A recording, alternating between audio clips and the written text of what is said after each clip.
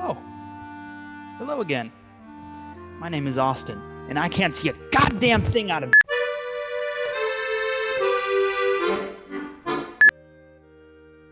My name is Austin, and I will be your host this evening. Welcome back to our second episode of Lore Look. Last time we discussed the emergence of the Celestials from the wormhole in the year 2077. You might have heard a lot about the Celestials at this point, about their perilous journey through time and space, but did you know that the arrival of the Celestials was predicted before the Jupiter Defense Unit met them on that fateful day? An amateur astronomer from Belgium named Joseph Maes first detected an anomaly near Jupiter in 2076, and he is the topic of today's discussion. We will be taking a look into the first few pages of the personal journal of Joseph Maes, an exciting journey into the life of one of the most important figures in the Celestials universe, and a man who was almost ignored in his time. So take an adventure with me into the mind and the heart of Joseph Maes. We will be releasing these journal pages on our website, found in the video description. So without further chatter from me, this is Lore Look Episode 2. Come along, let's talk some lore.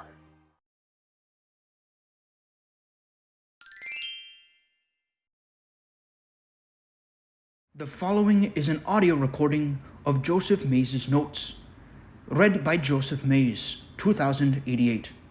Notes compiled by Dr. Johannes Lambert. Property of the Celestial National Museum, Belgium, 2087. ID CM0120.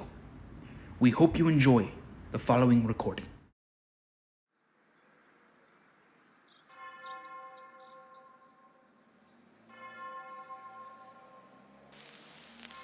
I met with Dr. Johannes in the morning, but it seemed like everything I had compiled was nonsense on his doorstep. He humored me, which is a grace for a tired mind, but I could see in his eyes that he smelled quackery as I splayed everything out on the kitchen table. The articles of paper that seemed as cold to a fire in my own small room were but embers in the daylight of his large veranda.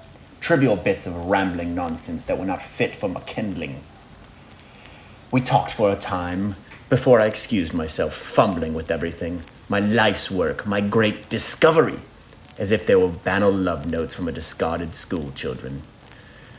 How could I make him see, my only friend and colleague, that the dreams of our fathers were not dead, that space still held secrets that called to those who hadn't abandoned her yet? Can't they see this discovery is so much? If I could not convince Johannes, the last remaining member of a guild that society discarded long ago, then I could not dare to convince the dull minds of the rest. I have decided to burn the papers, a fitting in for my coals, my fires. I will not take any more calculations. I will not scribble my passions on the discarded napkins. If I am to retain what is left of my sound mind, I must hide these things from the world until they show themselves. And they will show themselves. I will burn them.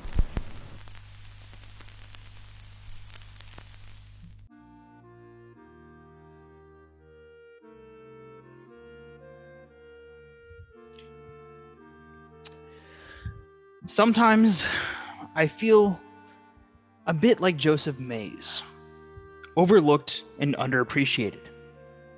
But if the story of the Celestials tells us anything, is that there is honor in perseverance. We sincerely hope that you've enjoyed this episode of Lore Look.